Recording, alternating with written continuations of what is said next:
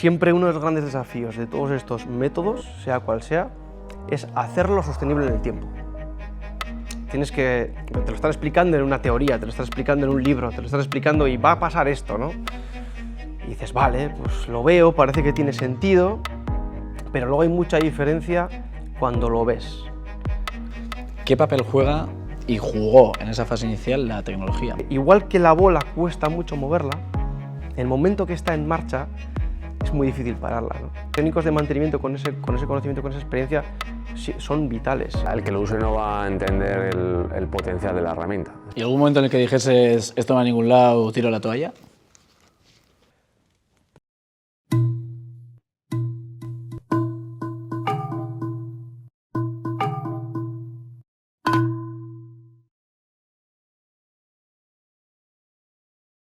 Arratsaldeon.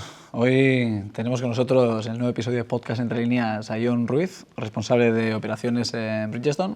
Opa, Jon, eskerrik asko por venir. Bienvenido. Va, Jon, casi lo primero. ¿Qué hace una persona como responsable de operaciones? ¿Cuáles son las funciones que te toca cubrir? Bueno, pues mira, básicamente lo primero, yo soy responsable de operaciones de media fábrica, de la fábrica que tiene aquí Bridgestone en Basauri, y realmente lo que hace alguien de operaciones es lo que antes hacía una persona de producción, pero evolucionado a un poco los nuevos tiempos, ¿no? Al final de operaciones realmente es el único responsable, bueno, junto con el plan manager, por supuesto, de todos los KPIs de la fábrica. Es el de calidad, que tiene sus historias, el de ingeniería, bueno, pues distintos departamentos, el financiero, controlarte, pero realmente la responsabilidad, por lo menos en nuestro modelo, la responsabilidad de la operativa, desde el punto de vista de seguridad, calidad, medio ambiente, coste y absolutamente todos los KPIs, pues es nuestra. Entonces es un poco gestionar la operativa. O sea, es la persona encargada de que se hagan cosas.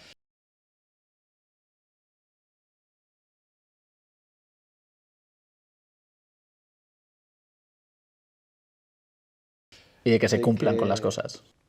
Efectivamente, efectivamente. La persona que cuida el ecosistema para que la fábrica haga lo que tiene que hacer en el momento que tiene que hacer, siendo lo más competitiva posible. Y eso es lo que intentamos. Lo único... Casi nada. Casi nada. Y lo único, claro, tú ahora estás como responsable de operaciones, pero previo a esto tú tienes ya un recorrido afincado de años, pero si no me equivoco habías empezado en la parte de mantenimiento, fueron tus primeros pasos. Sí, nunca sabes por dónde va a llevar la vida y efectivamente pues yo empecé en la fábrica que Unilever tiene en Leioa y empecé además mantenimiento eléctrico, ¿no? Que dices, joder, pues empecé mantenimiento eléctrico, fueron épocas donde, bueno, pues trabajamos cuando aquí en TPM y bueno, fueron épocas en las que nos tocó pues trabajar en mantenimiento autónomo, otras metodologías sobre todo de eliminación de pérdidas desde el punto de vista de las averías y trabajamos mucho, tengo recuerdo de trabajar mucho el SMED también, ¿no? Es un poco el propósito que tocó ahí, o sea que hacía mantenimiento eléctrico, pero también siempre estuvimos muy metidos también en la mejora continua, en la mejora de las líneas de producción, ¿no? Que igual como pequeño matiz, por si alguien no conoce el concepto de TPM, Total Proactive Maintenance. Sí, es una metodología más de Lean Manufacturing o de excelencia operacional o como lo queramos llamar, porque ahora hay muchas con distintos nombres, pero realmente todas se basan un poco en el Lean Manufacturing, en el Toyota Proactive System, un poco, bueno, es todo mismas herramientas, sí, llamadas un poco distinto, en algunos casos un poco adaptadas, y bueno, pues siempre me ha tocado desde el principio trabajar con ese tipo de metodologías de excelencia operacional, ¿no? que llevamos ahora. Entonces, bueno, en aquella época empecé en mantenimiento y luego, pues bueno, alguien tuvo la brillante idea de darme como reto mantenimiento mecánico y bueno, fui pasando por distintas posiciones en mantenimiento y luego acabé liderando, bueno, acabé haciendo dirección técnica allí, que era proyectos, mantenimiento, ingeniería y todo lo que tiene que ver con el desarrollo de nuevos productos. Y esa fue un poco mi trayectoria. Sí que es verdad que sobre todo los últimos 5 años donde estuve en la parte de dirección técnica, pues tuvo la fábrica, digamos, una evolución muy importante con respecto a la mejora continua, ¿no? Metimos el famoso, por lo menos para nosotros era famoso en aquel momento, World Class Manufacturing, que te pega un apretón y de verdad te lleva hasta el último hasta la última mejora en esto, ¿no? ¿Y eso por qué es? Me refiero, el cambio entiendo que es grande cuando tú tienes una cultura de trabajo, pero igual no te han hablado, no has trabajado la mejora continua, pero joder, si ya llevabais 10 años en una cultura de mejora continua, que es algo que haces todos los días, ¿qué tiene World Class Manufacturing? Porque el primer episodio, Enrique también la mencionó, que es tan grave ese cambio que te hace concienciarte tanto. Yo creo que es la exigencia, más allá del método, ¿no? El método es un método de más detalle, pero sobre todo yo creo que es la exigencia. Siempre uno de los grandes desafíos de todos estos métodos, sea cual sea, es hacerlo sostenible en el tiempo. Así de claro. Pero claro, es que para hacerlo sostenible en el tiempo necesitas un compromiso de la dirección, una involucración y un compromiso 100%. Entonces, ¿qué trajo esa nueva fase de World Class Manufacturing en Unilever? Pues un compromiso de la más alta dirección de que eso se hacía sí o sí. Entonces, claro, eso llevó a esperar unos resultados en un periodo controlado, con unas visitas de auditores constantes, que te llevan este modelo de exigencia total, pues te lleva también a tener que llegar a todos los detalles, a las causas raíces, a todo pues con muchísimo detalle, ¿no? Y al final los resultados luego, pues bueno, ahí estuvieron también, ¿no? ¿Y eso te tocó vivirlo en la parte más ya de gestión o más ya en esta primera etapa inicial? Pues eso me tocó vivirlo en dirección técnica, entonces... Más ya en gestión, ¿no? Sí, sí, y bueno, pues yo lideraba algunos de los pilares, me tocó liderar el pilar de mantenimiento, apoyar el pilar de mantenimiento autónomo, que es el mantenimiento que, digamos, hacen los operarios, y también dar mucho apoyo a lo que a la parte del vertical startup, me refiero a cómo hacer lean los proyectos de ingeniería para que el primer día pues den resultados sin prácticamente rampa, ¿no? Entonces, sobre todo estuve involucrado en esas tres partes. Claro, por ejemplo, el mantenimiento autónomo al final es en el que más dependencia tienes de operarios y operarias, porque el profesional vas a tener un grupo limitado de personas calificadas para ello, pero el autónomo básicamente es el número de personal directo que tienes en planta. Entonces, ¿cómo se hace? Porque ahí es casi un juego de política, ¿no? En el que tienes que empezar a convencer a la gente, a coger ese pequeño grupo inicial que sea un caso de éxito que convenza. ¿Cómo fue esa primera interacción? Al final es un cambio cultural brutal el que tienes que conseguir. Entonces, al final yo siempre digo que esto es un cambio cultural que se hace por capas, ¿no? O sea, al final se hace hacia arriba, hacia abajo, y cada una de las capas tiene que estar 100% convencido de que lo que estamos haciendo sigue un propósito, que queremos hacerlo y que nos va a ayudar. Entonces, a partir de ahí, empiezas a bajar, claro. Cuando tienes un grupo de directos que pueden estar rondando los 500 personas, claro, tú puedes estar diciendo lo que quieras, pero vas convenciendo a la gente que está en las distintas capas, comités de dirección, mandos intermedios, o no va a suceder, ¿no? Y al final, una vez que llegas ahí, pues yo creo que es como todo gestión del cambio en toda innovación. Al final, ¿por quién empiezas? Bueno, pues por esos líderes naturales que aceptan siempre la innovación, ¿no? Dicen, ostras, pues ya lo entiendo el para qué de esto, venga, yo quiero. Cuando tienes ahí una masa crítica, bueno, pues tienes unos seguidores activos que van haciendo esa masa crítica que dicen, pues quizás no soy el primero, pero oye, a partir de ahora, pues he visto el propósito, entiendo para qué estoy haciendo esto, deseo hacerlo porque realmente creo que va a ser bueno para la compañía, y así, bueno, pues se va haciendo masa crítica. Pero yo siempre digo, he visto mucha gente usando herramientas de Lean Manufacturing por usar, y si quieres hacer esto sostenible, o eres capaz de llegar a la gente con el propósito, ¿para qué estoy haciendo esto? O nunca va a ser sostenible. Va a ser siempre, por ejemplo, en el caso del mantenimiento autónomo, va a ser mantenimiento tutorizado, por ejemplo, no lo sé, ¿no? Porque al final el mantenimiento autónomo, dentro del mantenimiento, claro, hay una cosa, evidentemente el mantenimiento autónomo es la base. ¿Por qué, no? O sea, mantenimiento profesional, ¿qué intenta? Dice, bueno, voy a intentar ser capaz de prever la vida de las piezas que tengo en esta máquina, ¿no? Claro, tú puedes tener una pieza, siendo muy simples, pues en un rodamiento que un día tiene grasa, al día siguiente no. Que hoy quizá estoy operando con los parámetros correctos, otro día no. Un día está limpio, otro día no. ¿Cuál va a ser la vida útil de esa pieza? Bola de cristal y a lo mejor acierta, ¿no? Pues evidentemente es la base. tienes que tener todo eso para que el mantenimiento profesional pueda empezar a analizar las averías y definir un preventivo sostenible. Entonces, es un poco el link entre lo que llamamos AM, mantenimiento autónomo, PM, profesional, ¿no?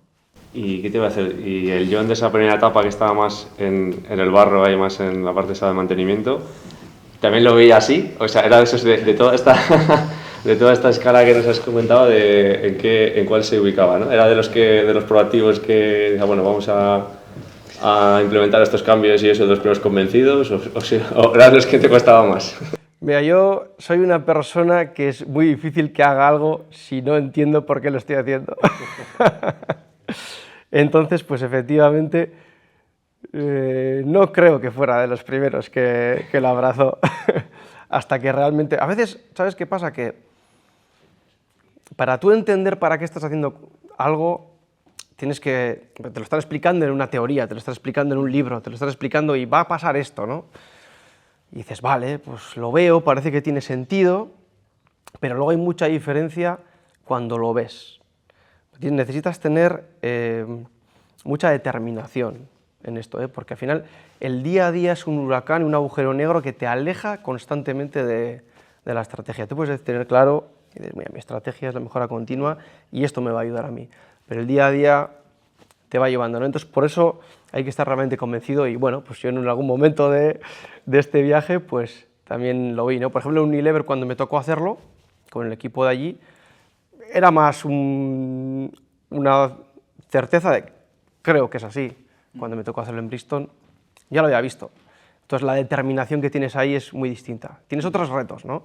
Porque al final pasas de un equipo de mantenimiento, no lo recuerdo muy bien, pero a lo mejor de 18 personas a un equipo de 90. Entonces, claro, cuesta más llegar a todo, ¿no? ¿Y cómo es ese cambio? Me refiero, en la primera tú casi estás aprendiendo mientras se instala esa metodología de mejora continua, pero en la segunda entiendo que cuando entras en Bridgestone ya no es que entres a colaborar en ello, sino que te fichan para enseñar cómo se hace. Ese salto, ¿cómo se enfrenta? Pero más que para enseñar, porque Bridgestone tiene también internamente una consultora con mucho conocimiento, o sea, ficho gente con mucho conocimiento centralmente, pero bueno, sí que hace falta más personas que sean capaces de dinamizar todo este cambio, ¿no? Entonces, sobre todo me uní a Bridgestone un poco con ese propósito, ¿no? De que yo también fuera una de las personas que consigue pues, dinamizar ese cambio cultural, que es al final de lo que estamos hablando. Y sí que la perspectiva es distinta. La perspectiva es distinta por dos cosas. Porque ya lo has visto y estás convencido, ¿no? Ya no hay nadie que te vaya a convencer de que ese no es el camino. Puedes tú o no convencer a los demás, pero tú ya sabes que ese es el camino, ¿no? Por lo menos eso te ha demostrado tu experiencia. Pero sí que el volumen de gente que tiene que pasar por ese cambio cultural es distinto. Entonces, tú pasas de estar en un sitio donde casi puedes llegar a los análisis, casi puedes estar tú directamente con la gente, acompañándoles y haciéndoles entender por qué hay que llegar a la causa raíz para que no vuelva a pasar.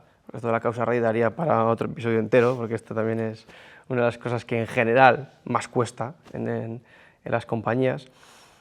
A llegar a un sitio donde sabes que no vas a llegar a la gente y sabes que para eso primero tienes que convencer y tienes que enseñar el camino a personas que tienen que influenciar en personas que influencien al final a muchas personas. Entonces, claro, el approach es totalmente distinto, ¿no? Es un approach más de líder coach que va intentando escarbar por ahí y va consiguiendo una masa crítica que es verdad que en el momento de que llega es algo que genera muchísima satisfacción, ¿no? Porque en el momento que, igual que la bola cuesta mucho moverla, en el momento que está en marcha es muy difícil pararla, ¿no? Es un poco que estás buscando tus ayudantes, ¿no? En esa fase inicial, sí. Fundando esa pequeña religión. Efectivamente, mira, que hablas de religión, no quería meterme en esto, pero a veces hablamos de... Es inevitable, ¿no? Lo de, sí. En plan, si no lo veo, no lo creo, sí. Y el salto de fe, ¿no? Claro, al final es yo no entiendo mucho de religión, pero sí que es verdad que sé que Jesucristo primero estaba solo, luego tenía apóstoles, y luego parece que iban unos cuantos por el desierto, y al final pues parece que unos cuantos millones lo siguen, ¿no? Entonces, bueno, es un poco ese ejemplo. Este clip lo guardaremos para el futuro por si de repente encontramos algún altar con tu foto como la referencia a la mejora continua. No lo creo. Y en esta primera instancia, o sea, cuando te tocó hacer ese primer convencimiento, el equipo de mantenimiento o las labores de mantenimiento siempre tienen fama de ser rudas. Me refiero, siempre tiene fama, no sé si merecida o inmerecida, de ser una zona en la que cuesta cambiarles, que a su vez se depende mucho de ellos y que al final es el departamento que soluciona problemas. ¿Cómo fue esa primera interacción? Ya entrando un poco en el barro real que te ha tocado vivir, ¿qué nos puedes contar de ese primer intento? Bueno, al final, yo creo que es más o menos así, ¿no? O sea, si es verdad que la fuerza que puede tener los técnicos de mantenimiento respecto a una compañía, pues es directamente proporcional a la democratización del conocimiento, ¿no? ¿Qué quiere decir? Es verdad que en momentos en los que, o en fases en las que dependes mucho del conocimiento de unos pocos, quizá esos pocos pues viven cómodos ahí, ¿no? Viven cómodos en, ya voy yo, ¿no? No te preocupes, que esa parte de todo el mundo, que voy a solucionar el problema, ¿no? Entonces, es todo un círculo vicioso en el que necesitas a ese pequeño héroe que te solucione los problemas. Él cree que se siente bien haciéndolo y entonces al final es un círculo vicioso en que la compañía le necesita, ¿no? Entonces, dentro de mi experiencia, o sea, los técnicos de mantenimiento con ese conocimiento, con esa experiencia, sí, son vitales en este cambio. Lo que pasa es que son vitales haciendo otra cosa, que no es solucionando las averías más rápido, o solucionando averías que no sabe nadie solucionar. Porque también dentro de ese círculo lo que generas es más resistencia al cambio, ¿no? Ante los potenciales cambios que puedan venir, ¿no? Claro, probablemente a lo mejor estamos hablando de gente que lleva muchos años haciendo eso. Entonces, no sabe que hay una vida distinta y que hay una vida mejor, porque al final, en una fábrica, en una planta en la que vives en la avería, nadie está contento. El de mantenimiento porque le llaman de noche. El de planificación porque dice, hoy me hacen 40% de OE, mañana me hacen 70%, ¿cuánto planifico? ¿Y qué le digo a mi cliente cuando no le llega el producto porque he planificado 70 y me ha hecho 40? El de calidad tampoco, porque en máquina mal mantenida tienes problemas de calidad. En coste tampoco, porque si no llegas a la producción tienes que ir el fin de semana o hacer horas extras o contratar más gente.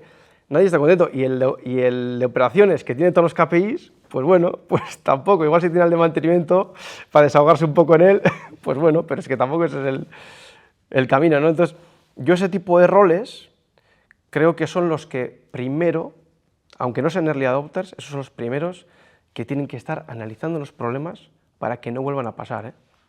O sea, es decir, no entendiendo por qué ha pasado y cómo lo voy a hacer solucionar más rápido, sino entendiendo cuál es la causa raíz de todos esos problemas y poniendo contramedidas preventivas para que no vuelvan a suceder. Y a veces pasa que dices, joder, voy a mover a los más experimentados, que a veces están en el correctivo, apagando fuegos con la manguera, y dices, no, voy a dejar a los menos experimentados ahí y a los más experimentados los voy a hacer preventivo. Y al principio dices, ostras, pero al principio, ¿no? Siempre cuando haces esto dicen, ostras, pero vamos a tardar más tiempo en solucionar las averías. Bueno, quizá durante un tiempo, pero igual después de una fase, lo que no vamos a tener son averías complejas, vamos a ser mucho más predictivos y de todos esos nuevos preventivos se generan nuevos estándares que cualquiera puede ejecutar y que hacen que, bueno, pues que la máquina la planta sea más predictiva, que ahorremos costes porque no tengamos problemas de calidad, no tengamos reprocesos, no tengamos problemas de energía, porque al final la máquina mal mantenida puede tener problemas de fugas de vapor, fugas de aire, etc. Y al final ahí es donde te mueves al círculo virtuoso, ¿no? Analizando las averías, generando nuevos estándares preventivos, generando ese mantenimiento autónomo para que la maquinaria sea más estable y iba a decir el MTBF, quiero decir, el tiempo entre fallos de las piezas sea estable, y ahí es donde empiezas a generar el círculo virtuoso. Lo que pasa que hasta llegar a eso hay que aguantar, ¿eh? Porque los resultados no llegan mañana, ¿no? Y bueno. Ahí, ¿no? Siempre hay que distinguir entre lo urgente y lo importante, y antes, bueno, al inicio de la charla comentábamos, ¿no? Que el hecho de que la dirección esté también, porque hace falta paciencia también, ¿no? Para que se provoquen esos cambios, ¿no? Entonces, si la dirección también tiene que empujar tiene que tener la paciencia suficiente, o que dé ese margen para que se puedan surgir los cambios, ¿no? Efectivamente, es fundamental. ¿Y algún momento en el que dijeses esto no va a ningún lado, tiro la toalla? Pues no sé si no los hubo o no los recuerdo o no los quiero recordar, pero no tengo o sea, por supuesto, porque aquí, claro, aquí estamos dibujando una teoría lineal, ¿no? De mejora lineal, pero claro, es que la vida real para nada es así. Vas dando tumbos, vas intentando cosas, la mayoría funcionan, algunas no, esas que no funcionan pues te generan cierta frustración, ¿no? A veces hay días malos, o sea, donde no todo es perfecto, las cosas a veces no salen bien y yo creo que tienes que tener la suficiente perspectiva para mirar hacia atrás y decir, vale, hoy ha sido un mal día, pero ha sido un mal día entre 10, o ha sido un mal día entre 5, pero lo que estamos haciendo de media nos está ayudando a mejorar. Entonces, eso es lo que suelo decir yo de no perder la perspectiva estratégica, ¿no? Porque el día a día siempre insisto en que nos hace perdernos, pero siempre tiene que haber alguien que diga, vale, pero este es el camino y sigue siendo válido, ¿no? Entonces, bueno, yo creo que así a mí me ha ayudado. Y en todo este sentido de la gestión de la mejora continua, al final dices también que, sobre todo ahora, como responsable de operaciones, que los indicadores son clave. E indicadores tan diversos como calidad, mantenimiento, seguridad, producción. ¿Qué papel juega y jugó en esa fase inicial la tecnología? Porque creo que cuando empezasteis en Unilever, ahora sí tenéis una estructura digital súper consolidada y muy interesante, pero en su día estabais en ese camino, ¿no? Había mucha presencia de papel. ¿Qué papel juega la tecnología en ese sentido, en facilitar la mejora continua? Bueno, el recuerdo que tengo en ambas experiencias, en Unilever y en Bristol, es empezar con la mejora continua muy fuerte y tengo un recuerdo de papeles por todos lados. Tengo el recuerdo de paneles llenos de papeles que había que actualizar, papeles que había que rellenar para llegar a la causa raíz, un montón de información apilada en papeles. De hecho, joder, recuerdo en Unilever cuando te venía el advisor japonés, cogía y te escribía encima de los papeles en japonés y constantemente tengo ese recuerdo. De hecho, en Bristol hasta hace 4 días, pues bueno, de hecho todavía en algunos casos seguimos así, ¿no? Entonces yo creo que en ambas experiencias, creo que la digitalización, porque aquí tampoco podemos hablar de transformación digital, en la digitalización lo que consigues, y luego quizá pongo algún ejemplo, es ser capaz de tomar decisiones mucho más rápido. Es decir, no sé, puedo hablarte por salirnos de lo que hemos estado hablando antes, pues por ejemplo, no sé, observaciones de seguridad, imagínate, ¿no? Es bueno, pues antes yo, bueno, pues quiero eliminar un comportamiento de seguridad concreto, ¿no? Es decir, mira, pues es que cuando intervienes en las máquinas, pues no hago el procedimiento loto, ¿no? El de, oye, candar la máquina y asegurarla desde el punto de vista de las energías residuales para entrar.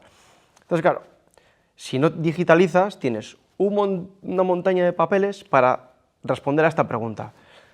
Oye, ¿cómo está evolucionando ese comportamiento? Es decir, de cada 100 comportamientos que observas, ¿cuántos son correctos y cuántos incorrectos? Espérate, cojo 2 papeles, lo escribo en una Excel, luego tengo un gráfico, y ya si eso algún día te digo que está empeorando. Y claro, ya has perdido un montón de días de tomar una decisión correcta, que puede ser, a ver, PDCAs pequeños, ¿no? ¿Ahora qué hago? Distinto, porque lo que estoy haciendo no está funcionando, ¿no? Claro, tú tienes eso digitalizado y dices, oye, vamos a ver la semana que ha pasado, ¿cómo va? ¿Cómo evoluciona? Mira, pues, oye, estoy consiguiendo que mejore este comportamiento. ¿Por qué? Porque estoy haciendo observaciones, estoy hablando con la gente, estoy informando, estoy explicando por qué esto es importante y me está dando el resultado. El check de este PDCA lo tengo rápido, entonces tomo decisiones rápidas, que pueden ser, estoy haciendo lo correcto o esto no funciona, hago otra cosa. Entonces te permite hacerlo en base semanal, en base diaria, en base mensual, y en ese tipo de cosas pues eres mucho más rápido, ¿no? Al final tienes en los foros de decisión las herramientas clave para tomar esas decisiones. No sé, te puedo poner otro ejemplo. Oye, estas averías que tienes en esta máquina, por grupos de causa raíz, ¿para dónde van los tiros? Pues espérate, que te lo saco los papeles, te lo pongo lo mismo, ¿no? Pero claro, si digitalizas puedes saber muy rápido, oye, mira, es que en esta máquina estás teniendo problemas de falta de formación de los técnicos de mantenimiento porque no hay estándares. O puedes saber, mira, es que en esta máquina estoy teniendo problemas debido a que no llego a la vida útil y esté teniendo deterioros forzados. Entonces, ahí puedes actuar rápido. Ostras, vale, ¿qué me está pasando? El mantenimiento autónomo no funciona. Quieto, el mantenimiento profesional no me funciona porque no me estoy adelantando. ¿Sabes? Puedes tomar ese tipo de decisiones mucho más rápidas. Entonces, yo lo que veo es eso. Aparte de todo el tiempo que ahorras, entonces, tiempo de no valor añadido que tienes en la gente, que puedes dedicar a hacer otras cosas, como analizar los problemas, encontrar soluciones robustas, ¿no? y seguir avanzando. Entonces, para mí es un multiplicador ahora mismo. ¿Y estas tecnologías nacen en el taller y van subiendo? O bien, bueno, el taller, en la planta productiva o en la trinchera, o nacen desde una visión que se toma en un despacho central? Bueno, pues me gustaría decirte que nacen desde las trincheras, pero hasta llegar ahí suele ser, o por lo menos yo hasta lo que he visto, suele ser un camino de curvas, ¿no? Porque claro, hay distintos usuarios de este tipo de información. Está la gente que quiere consumir, o los roles que quieren consumir estos datos para tomar decisiones rápidas, que no siempre piensan en qué va a pasar cuando bajes esa tablet o esa televisión digital para que la gente de planta meta la información, ¿no? Cuando no les tienes en cuenta, normalmente tienes que volver atrás, porque puedes tener muchos datos muy rápido, pero si los datos no son fiables, estás tomando las decisiones incorrectas. Entonces, bueno, yo creo que uno de los aprendizajes, yo siempre hablo de la experiencia de usuario, ¿no? Cuando al final digitalizas algún tipo de herramienta y me la enseñan, yo siempre digo, vale, yo la veo, ahora vamos a bajar a planta y al operario que yo te diga, se la pones y vamos a ver qué le parece.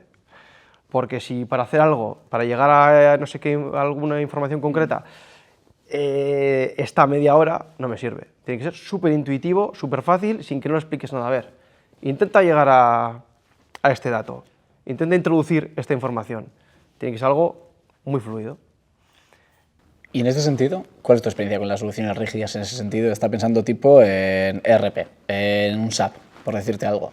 Porque un poco lo que vemos también desde Mairu es precisamente eso, que muchas veces el coste de tener algo muy sólido y muy eficiente es la complejidad, que a su vez es lo que quieres evitar para involucrar a gente que ya está haciendo su trabajo y que esto casi lo ven como un extra, independientemente de si es o no lo es. Yo lo que veo con ese tipo de herramientas rígidas es una cosa, que es para mí una de las líneas rojas, es que el operario solo tenga que entrar en un sitio. Pero claro, a veces ¿qué pasa? No, es que para esto tengo que entrar aquí, para esto tengo que entrar aquí, en SAP hago esto, para ver mi mantenimiento autónomo tengo que entrar aquí.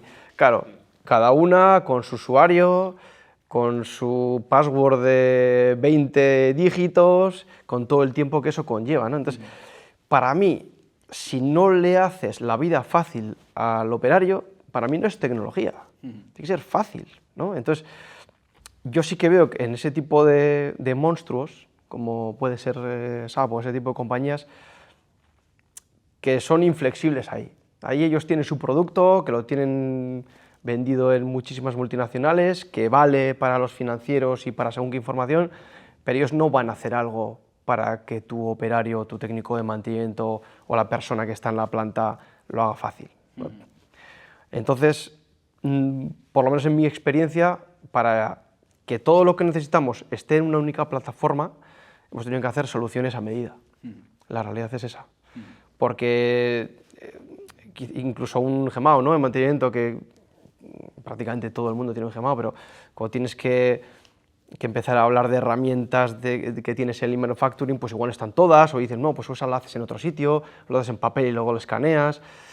No sé, no, habrá, porque yo evidentemente no conozco todo lo que hay en el mercado, pero yo no he sido capaz de encontrar una herramienta digital que con un usuario y una entrada pueda tener todo lo que requiere, por lo menos según nuestra visión, una planta para la mejora continua digitalizada. Claro, ahí se habla mucho de las áreas grises, ¿no? De esa larga cola que una vez metes los softwares dominantes como el ERP, un Gemao, un MES, un SGA, te queda una larga cola de una suma individualizada de procesos que o no se pueden digitalizar desde una solución rígida por lo especiales que son, o sí lo puedes hacer, pero el coste no te merece la pena. Y es ahí donde entran este tipo de soluciones que se hacen a medida, ¿no? Para capturarlas y centralizarlas. A ver, al final, siempre al final, o sea, no puedes hacerlo todo, no puedes meter todo en una solución a medida, porque siempre vas a tener ERP y eso va a estar ahí porque la compañía, por lo menos hasta donde yo he trabajado, la necesita, ¿no? Es verdad que ese software que podemos estar hablando cubre esas zonas grises, pero también luego tiene que tener una conexión también con los ERPs, porque si no, claro, también estarías perdiendo ahí una información financiera relevante, ¿no? Entonces, sí que a mí ese tipo de soluciones a medida he visto que he solucionado esas zonas grises, la verdad, donde otras compañías no se meten, eso es cierto. Y eso, por ejemplo, cara a operarios y operarias, perdón, cuando están en producción. Claro, tú por un lado lo que quieres es una captura de datos, bueno, maximizarla cuanto puedas, por lo que acabas de decir, pero muchas veces no se percibe como una especie de control fiscal o como, hostia, están vigilando si hago mi trabajo o no. O cómo es un poco, qué herramientas utilizas para convencerles de que no estás vigilando si lo hacen o no, sino que es más información para un mejor desempeño de la empresa. Básicamente, explicándoles el propósito de cada cosa. Es decir, yo ¿por qué necesitamos que la gente haga observaciones de seguridad? Porque usamos esa información para ver, para mejorar los comportamientos, para no tener accidentes y porque usamos esa información para tomar decisiones. Y así de claro, si ellos ven que no saben qué se hace con esa información, entonces están usando la herramienta porque se lo dicen. Si entienden el propósito, el para qué de lo que están haciendo, van a querer hacerlo porque saben que eso va a hacer que su máquina mejore, por ejemplo. Entonces, yo para mí es poner ese contexto siempre. No sé si lo he dicho antes, pero es que insisto siempre esto, ¿eh? He visto mucha gente usando herramientas porque se lo dicen, pero solo he visto usar herramientas de forma sostenible cuando se entiende el propósito de esa herramienta. Claro, porque es que el que lo use no va a entender el potencial de la herramienta. Es como se va a ceñir a, bueno, si lo hago porque me obligan a hacerlo, no me voy a salir de los 4 o 5 pasos de que vendrán ese manual de usuario, de la charla que me han dado, la formación que me han dado porque la utilice, etc., ¿no?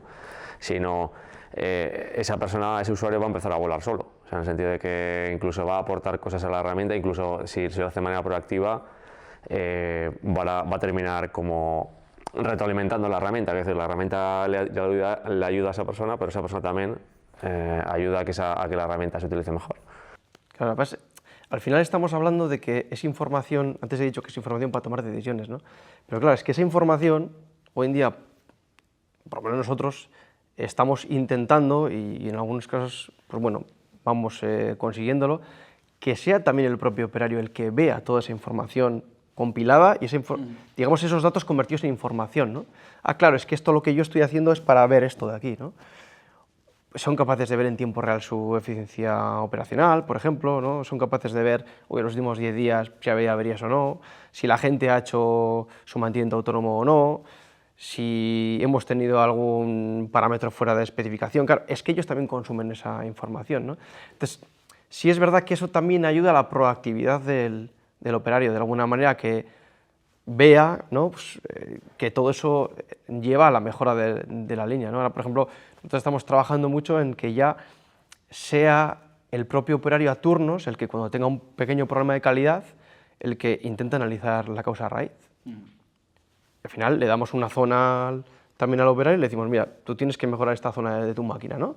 Y trimestralmente esta es tu máxima pérdida y tú trabajas en estos 3 meses en eliminar esa pérdida con un análisis causa-raíz, ¿no? Entonces, claro, ellos también pueden ver cómo va mejorando esa pérdida, también pueden ver cómo sus compañeros lo hacen, ¿no? Entonces, yo creo que eso genera un poco también el círculo virtuoso, ¿no? El de yo meto la información, pero también puedo consumirla si soy proactivo y además, bueno, pues también soy yo parte de esta mejora continua, ¿no? Porque al final es que la mejora continua tampoco es algo que hacen, ¿no?, los ingenieros en su despacho, es que al final, digamos que una de las bases de la mejora continua es mucha gente haciendo pequeñas mejoras, ¿no? Al final, si tienes la suerte de tener 500 directos, pues 500 personas haciendo pequeñas mejoras, pues es un capital que apalanca, ¿no? En este sentido, nosotros teníamos un compañero que siempre hablaba de cómo la tecnología y esa democratización de la información te ayuda precisamente a A impulsar un poco la meritocracia, que no sea tanto que depende de la persona que va a meter ese dato y como me llevo mal con él o con ella no se lo digo, sino que no depende de nadie. Simplemente hay un sistema con el que trabajo y aquello que hago queda visible para todos y todas. Sí, al final estoy totalmente de acuerdo. Al final yo creo que la digitalización elimina muchas zonas grises en las que, bueno, pues si al final yo cojo un dato, una serie de registros y luego con eso lo convierto en información, ya lo estoy interpretando, ya se me está perdiendo algo, no sé, ¿no? Y de alguna manera sí que es verdad que eso elimina todo ese tipo de zonas grises. Yo también al final lo he visto, ¿no? Y ahora que hablas de interpretación, en general, a nivel de tecnologías, o a nivel de casi inteligencia artificial, que ahora está en boca de todos, que tenemos un boom, ¿cómo lo ves? ¿Tienes alguna experiencia trabajando con ello? ¿Es algo que estás escuchando y que ya tienes un poco de presión para empezar a trabajar con ello? Mira, yo ahí lo que tengo es mucha curiosidad por aprender todas esas nuevas tecnologías, cómo nos pueden ayudar a las plantas. Más en estas plantas que creo, y yo no soy un gran experto de esto, podemos hablar aquí de lo que yo pienso, ¿no? De lo que yo veo, ¿no? Creo que uno de los grandes retos que vamos a tener en compañías como Bristol, como la que trabajo yo, son cómo movernos a la velocidad que se mueve la tecnología.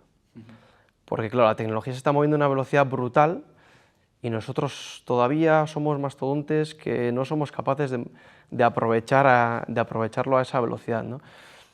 Creo que antes hablábamos de tomar decisiones, ¿no? Gente que consume datos y que con esos datos toma decisiones. Creo que en poco tiempo la gran cantidad de datos que va a haber, ya sea de sensores de las máquinas, de información como la que estamos hablando, la inteligencia artificial creo que lo que va a conseguir es tomar decisiones por nosotros. Es decir, oye, mira, tengo este problema de calidad, rápidamente veo todas mis variables y me autocorrijo. Y son cosas que la tecnología está ahí. Lo que pasa es que ahora el gran reto para nosotros es ver cómo ir cogiendo todo eso, ¿no? Entonces, Pero eso sería una evolución de lo que comentabas antes, ¿no? De que al final ir acortando tiempos, ¿no? Sí. O sea, es como, bueno, si yo indico una serie de parámetros, ¿no?, a una herramienta y que se pueda autocorregir, al final es como sigo ahorrando tiempo en ese proceso de mejora. Porque, bueno, una pregunta que yo también quería hacerte es, que casi un poco, bueno, con lo que estamos comentando casi ya se responde, es el hecho de si esto lo comparamos con carreras de coches, ¿en qué punto estamos? Es decir, esto respecto a la digitalización de las plantas. Estamos hablando de equipos de Fórmula 1 tratando de mejorar milésimas de segundo, dependes del tío que te pone la tuerca en el pit stop, o todavía, entiendo que nadie está con el 600, pero entiendo que hay todavía mucho margen, ¿no?, hasta llegar a ese nivel, ¿no? yo creo que hay mucho margen en general en la industria y cada vez que mides más te das cuenta de oportunidades que no veías. Y cuando crees porque esto de mejora continua nunca termina, yo lo veo como un camino que no tiene fin, ¿no? Al final, cuando crees, ostras, cuando quite estas pérdidas, ya no sé qué voy a ir, pues como en paralelo vas mejorando tu información, vas encontrando nuevas oportunidades, ¿no? Y eso nunca acaba. Entonces, no sé decirte dónde estamos en una carrera de coches, pero al final, cuando hablamos de la Fórmula 1, hablamos de lo último ¿no?, en el mundo del motor. O sea, es como, ahora también se está celebrando la Copa América de Vela y es como las últimas mejoras e innovaciones respecto a la vela están ahí, en esos barcos que están compitiendo ahí, ¿no? Entonces, un poco lo mismo, ¿no? Entiendo que, hablando de plantas de fabricación, sí que se están ya adoptando como las últimas tecnologías, ¿no?, lo que es el estado del arte último, y que se están incorporando, y que ya hay Fórmulas 1, es decir, que ya hay gente, ¿no?, aplicando como el cutting edge technology, o sea, lo último de lo último. Entonces, en ese punto, ¿hay mucha gente haciendo eso, o solo los que tienen recursos lo hacen, o los que son más grandes lo están haciendo? bueno, no estoy seguro de ser capaz de responderte a eso, ¿no? De alguna manera, en mi opinión, En Bridgestone, yo creo que ¿en nosotros, qué punto estáis?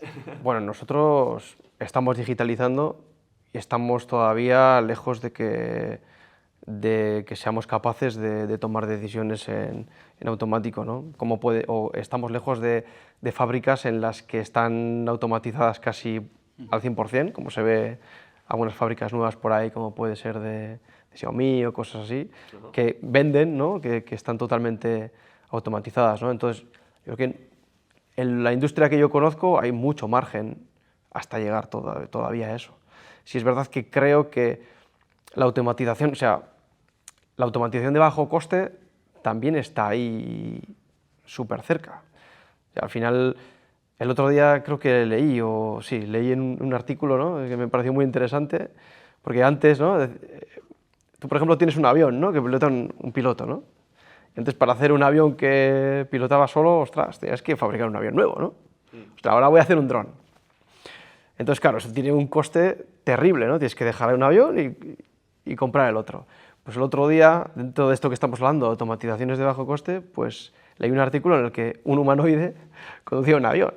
Entonces, claro, es el coste de comprar un dron nuevo, fabricar un dron nuevo, contra comprar un humanoide que conduzca el avión viejo, ¿no? Entonces, bueno, pues creo que ahí se van a abrir oportunidades importantísimas para la industria, y es verdad que hay gente que por ahí que está siendo punta de lanza, que probablemente tenga recursos económicos, pero también tiene la determinación de hacerlo, de ser los primeros, dentro de su visión y su propósito. Entonces, en general, dentro de lo que yo conozco, la oportunidad es muy grande todavía para llegar a esos niveles. Esa es mi opinión.